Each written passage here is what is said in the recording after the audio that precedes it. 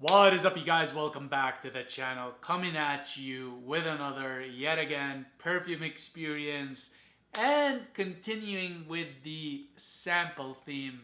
I have something today that's very special, very potent, very monstrous and mutant in performance just because Beast Mode does not describe this one fairly. And without further ado, today's perfume experience is Francesca Bianchi's The Lover's Tale. And again, I have a sampler here. So if I can get the camera to focus. Oh, there we go. Upside down. Is it? Oh, wait. Hold on a sec. Okay, here we go. Okay, so I don't know why it looks that way. Okay, never mind. So this is what we're looking at. As you guys can see, look at this juice, how thick and red it is.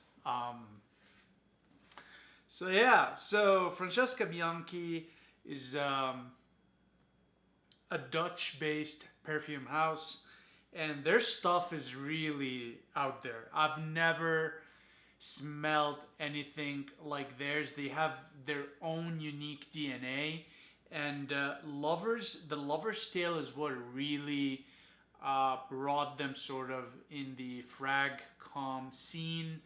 That's how I kind of found out about the brand, is coming across videos reviewing Lover's Tale, and this one is I love it to admit to that off of the get-go. But it's just one of those perfumes that is so potent that if you're not in the right headspace or sort of right mood, it can be overkill, even with one little spray. Never mind a whole full spreads.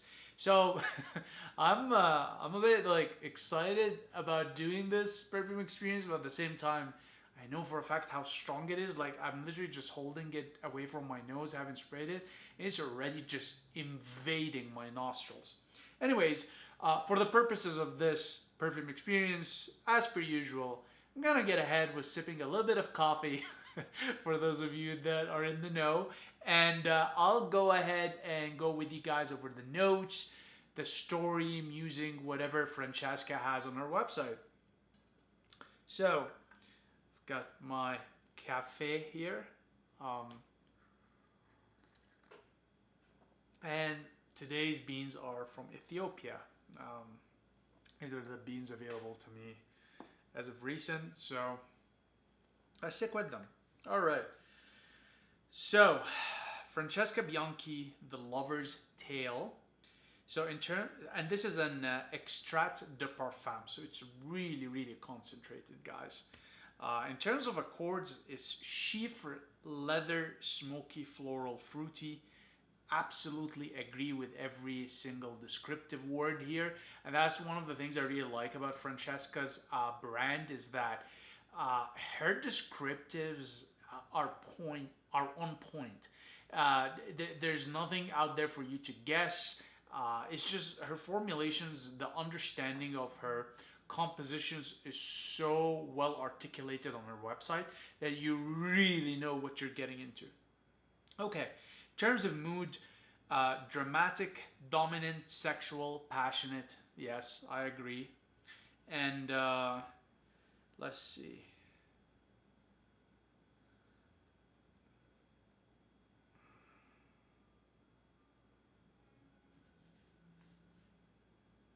All right. So she has a bit of a musing here. It's a bit long, but I'll read it for you guys anyways. I mean, this is what we're here for. So it goes along these lines. A secret encounter of lovers, tightly bound by an impossible passion, is interpreted by a dominant leather infused with narcotic jasmine. This elegant combination is the protagonist of the seducing potion, suggesting the obsessive and addictive nature of the liaison. This is a story of bygone times about a lover's secret encounter. It represents the contradictions between sense and sensibility, prudery and passion. The lovers are driven by desire, but their education holds them back. Rich in natural raw materials, jasmine and leather are the protagonists of this perfume. I used a beautiful Egyptian jasmine to create a slightly narcotic accord, which best combines with leather. In this base, I used some castoreum rendered in a sophisticated way, yet keeping its animalic facets. The opening renders the shy but sparkling mood of the very moment they meet, with bergamot, honey, and a touch of aldehydes. A vague smell of pollen evokes the nights of early spring when peach trees are in blossom and release their scent in the fresh air. Then, attraction and romance trap the lovers, and a narcotic jasmine softened by a powdery rose represents this tension. Ultimately, passion takes over, with a sophisticated leather developing over an intense ambre accord on the background. Okay, so this is basically her musing plus her thought process around this perfume. In terms of notes, so this has bergamot, honey, mimosa, Egyptian jasmine, Bulgarian rose, peach, iris butter, heliotrope, leather, castoreum, labdanum, sandalwood, vetiver, and oak moss. And she says it here too. This is an extrait de parfum, so use sparingly as the concentration is 25%. It has a great longevity, an average of 12 hours. And this is what scares me about this, okay? Because I know after I spray it, even if I wash it with soap, it's still there in my skin. So yeah, so as you guys can see, her perfumes are very opulent. They have a lot going on in there. They're very intense, very strong, and you pretty much, it's very high quality but also value for money, which I really appreciate about the brand and her scents. I have like the whole sampler pack that I bought a few years ago for her perfumes that were issued at the time. The reason I didn't go ahead and get the bottles is because I was still going through the samplers. You really don't need to spray a lot, and if you're into variety like myself, these samplers probably are gonna last me a lifetime. I ain't gonna lie. I'd like to buy bottles, but her stuff is so good, so potent, that you don't need a lot of it. You really don't. So here we go. I'm gonna grab a bit of coffee and then we're gonna get started with the perfume experience. May God have mercy on my soul because that stuff is potent.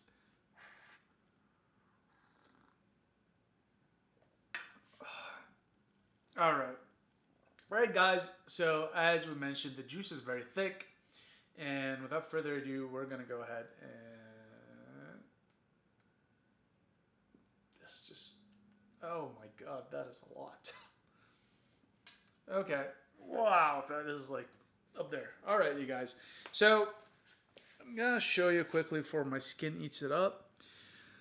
But do you see this oily residue here? It has a bit of a reddish hue, which I don't think the camera is going to capture because of my lighting, or maybe it will. So right there, a bit of a reddish hue is definitely oily, greasy, and yeah, it's a very potent, I'll tell you that much, even with my skin that is infamously scent soaker.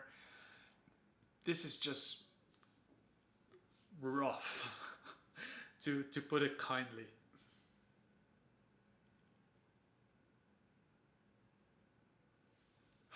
Wow, this is heavenly. Okay, this is like delicious is one way I can describe this.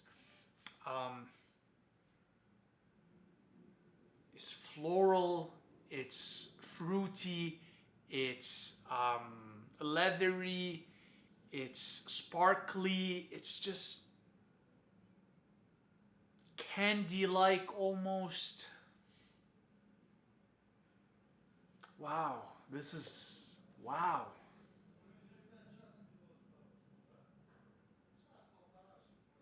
Yeah, wow. There's something about this that's very soothing, but not in a relaxing way, but more in like happy, sort of everything is gonna be alright kind of a way. Um,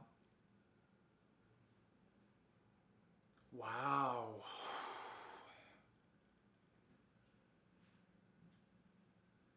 This is stunning, stunning, stunning, stunning. Okay. How do I describe this? Is it like super animalic and sexy as per the description? No, not really. But it is sexy in the sense that if your significant other has it on, you will have your nose to them the whole time. Like your nose is gonna be on them, and you can't stop smelling them because it's just so alluring, so captivating, um, so pleasant. So God, this is so mysterious. It's stunning, stunning. There's a reason why this is, if my memory serves correctly, up until a few years ago when I last followed her, was one of her best sellers because it's such a beautiful composition. I want you to think of somebody that you really cherish and love. And whenever you smell a scent, that's what that scent reminds you of that cherished, loved, precious person. And it's not, there is sex appeal to this, but there's nothing really, I would say, in the sense of like a dirty sort of sexiness. Rather, it's a, how should I put it? A respectful sort of admiration, sort of hold you in high regard, sexy. I think this might make more sense to guys. I don't know if girls have an equivalent of this, but for us guys, there's a distinction between both. Um, and this is like okay. Here's the comparison. This is wifey versus one night stand material. This is your wifey perfume. This is not your one night stand sort of perfume. Um, for your girl or your woman. It's just, it's so elegant. It's classy. And here's the thing, I'm referring to it as a feminine leaning perfume. The thing is, this perfume is unisex, but for some reason, and I have it on and I like it, but it's one of those scents where that I have in my collection where I think, you know what, I like this scent so much that I would like to smell it on my favorite person. And that's, generally speaking, a girlfriend or a wife, okay? Um, at least in my books. But it's just so, God. It's just once, I mean, if I had my girl here, I'll kiss her. But right now I feel like kissing my forearms, and I'm not gonna do that on camera and on the internet because it's weird. But this is how good this is, guys. And it's so weird because it's very there's so much going in there, and it's just beautiful. Beautiful is the best way I could. If beauty had a smell, this is it. Okay. Wow. Okay. And in terms of like the like I've mentioned earlier, the animalic, you don't have to worry about the animalic in here. I don't recognize it, barely able to smell it in terms of the castoreum and any indolic qualities of the jasmine. It's very subtle, it's very understated, it's just sitting in the background, doing its thing. But otherwise, this is just gorgeous, my God. And the leather here just feels so natural. It's just such a nice tamed leather. It's not like this very intense in your face leather where you smell it and you're like, yep, this is leather. No, this is kind of like you're in a cigar lounge sitting on a nice leather Chesterfield and lighting up your Maduro, or a Habana, or whatever cigar you're into out there.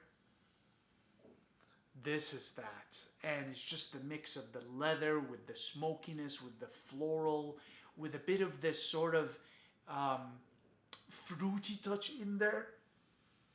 like, I mean, that peach is recognizable, and it's such a. It reminds me of a sparkly beach peach drink. Okay, stunningly gorgeous. It's very. It has this sex appeal to it, but without being vulgar. It says, you know what, I'm attractive and I know it, but I don't need to advertise it, even though this is beast mode or monstrous mutant mode in terms of like performance, and we'll get to that shortly. But it's so elegant, it's so classy, it's so, maybe the best way to put it is so European. You know, it's a scent that's very European, and it's not something that you're gonna recognize as classically French or classically Italian or any of those other sort of European perfume makers. No, it's just so different, but it definitely does have this sort of Western European kind of fingerprint to it. I can see that. Like, this is very, you know, Amsterdam vibes to it. Anyways, this is again one of those ones that are a bit difficult for me to describe. That's why I read for you guys the sort of musing slash write up and the notes to help with that. And yeah, I mean, if I don't seem a bit too excited, it's not that I'm not excited about it. I have like a subtle excitement to it, and some perfumes like have that effect. Like, your excitement isn't necessarily outwards, it's more of a internal excitement. So this is a really good composition, and it's just stunningly gorgeous. Okay, let's talk performance. All right, performance wise, mutant, monster mode, never mind beast mode, mutant, monster mode. This projects so far out, so far out. People will smell it off of you at a distance. Okay, it's so powerful in terms of its projection. Same with trail and sillage. My God, does it linger? And I mean linger. I know for a fact that I've just did a little spritz on my forearm, and when I move into another room in my place and come back, I'll be able to smell it. That's how thick of a composition it is. It's very syrupy almost, and that's why these compositions you don't need to spray a lot with. And she puts a very clear warning: this is a 25% concentration of the natural ingredients, right? The carrier is still alcohol, and that's why it projects so far out, but you've got some really high-end concentrated natural oils and ingredients in there, which makes it very potent. Now, in terms of seasonality, I'd say this is more befitting to spring, fall, even better winter season. So really cold temperatures, just because the cold sort of helps ease the scent a bit and make it tolerable in terms of performance.